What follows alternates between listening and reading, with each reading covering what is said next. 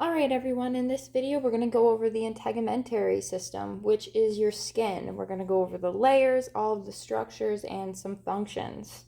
So first, let's start with the different layers of the skin, okay? So we're going to start at the top. The top layer is referred to as the epidermis, okay? So the epidermis is all of this whole top layer right here, okay? And then on this side, it's all of this up here. It stops with this blue little track of wavy cells, okay?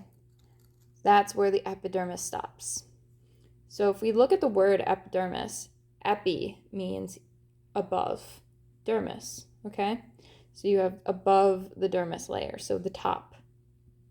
All right, then we get into the majority of the skin, which we call just the dermis. Okay, so we have the epidermis above the dermis. So the dermis is all of this underneath structure, okay, basically until you get to the yellow.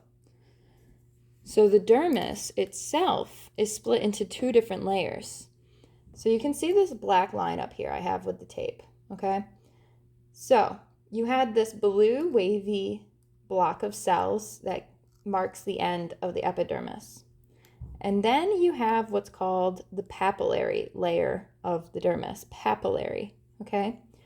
So it's really the skin under those waves of the blue cells marking the end of the epidermis. So right under the epidermis, and it doesn't really extend much further. You can see right where that line is, that's really where it ends in the dermis, okay? So it's very small but important papillary layer of the dermis. Now the rest of the dermis is referred to as the reticular layer of the dermis, okay? So you have the papillary layer right under the epidermis and the reticular layer, which is the majority of the dermis, okay?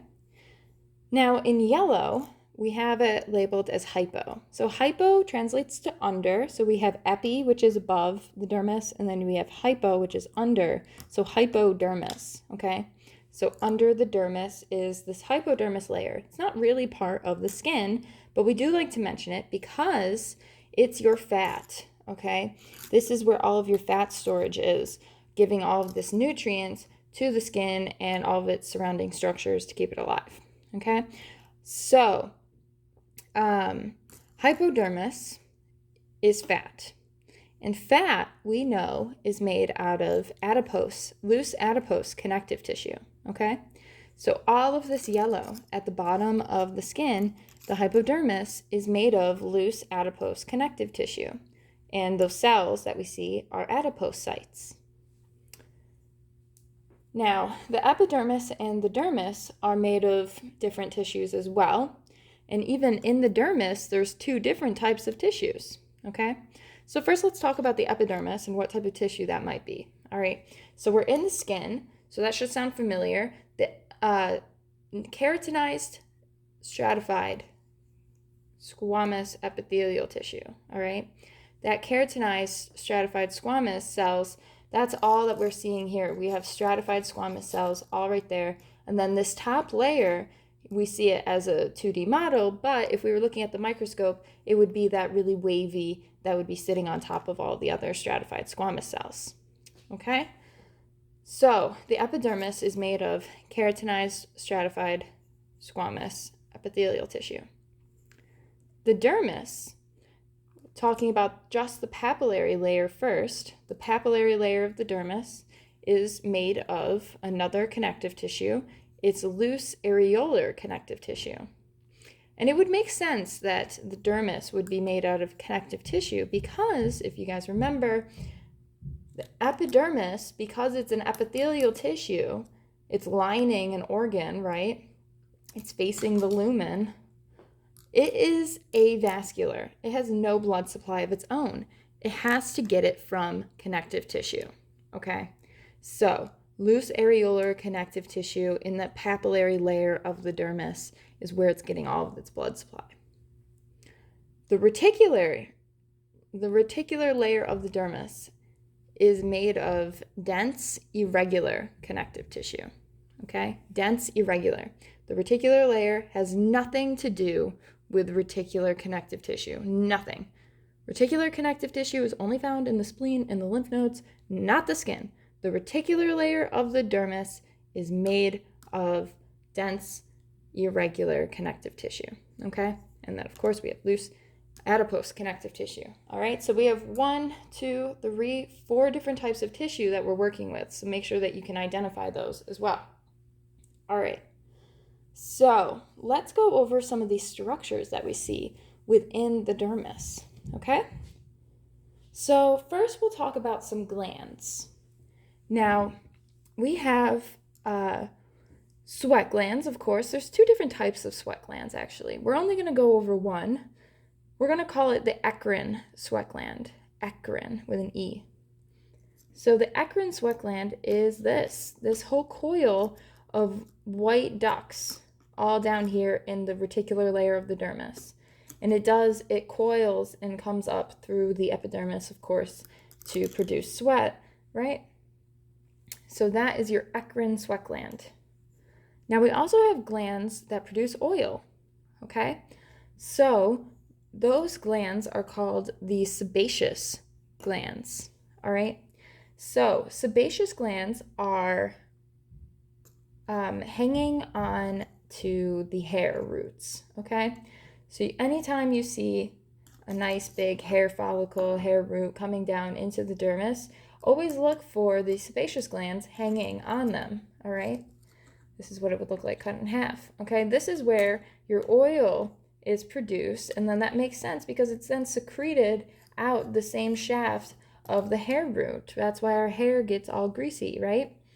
So it's not just producing oil. It's actually, we call it sebum, okay? S-E-B-U-M, sebum. So that is what the correct anatomical phrase for oil is that the sebaceous gland secretes, okay?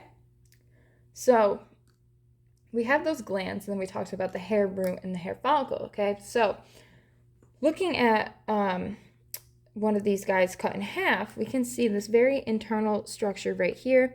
That is your hair root, okay? This is the shaft, and then it comes out, all right?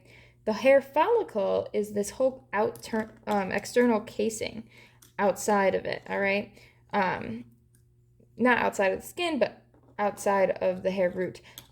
So this whole casing is called the hair follicle, all right? And it's a nice protective casing. It does follow up until it gets into the epidermis, all right? So we have eccrine sweat glands here producing sweat. We have sebaceous glands producing sebum. We have hair follicles, and we have hair roots.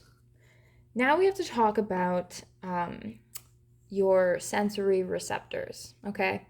So you have 2 that we're going to go over. Now, one is for tactile, so light touch, light pressure, all right? So if it's trying to determine light pressure, it probably needs to be closer to the surface, okay? So that's exactly where it is. They typically hang out in the papillary layer of the dermis, so underneath that epidermis, okay? So these are called Meissner corpuscles, okay? Or tactile corpuscles. It's the same thing. You can use either phrase. I prefer Meissner corpuscles, so these Meissner corpuscles are going to sit in the papillary layer of the dermis. They're for light touch, light reception, okay?